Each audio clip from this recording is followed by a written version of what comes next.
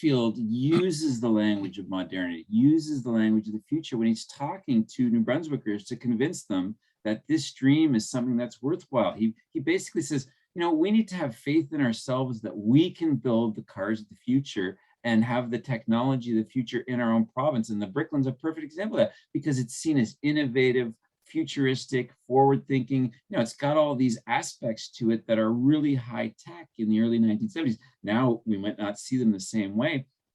And he proselytizes. He goes around the province saying, look, we can be just as wealthy and prosperous as Oshawa and Windsor and Oakville, which is where all the car plants were in Ontario, or Detroit, which was still seen as being kind of like the beating heart of manufacturing. We can be just as successful as Germany and Japan.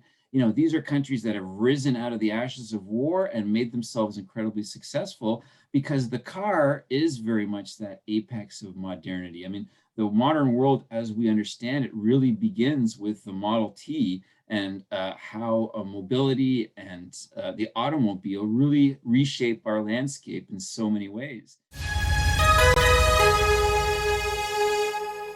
Outrageous History is produced by Northern Flicker Media.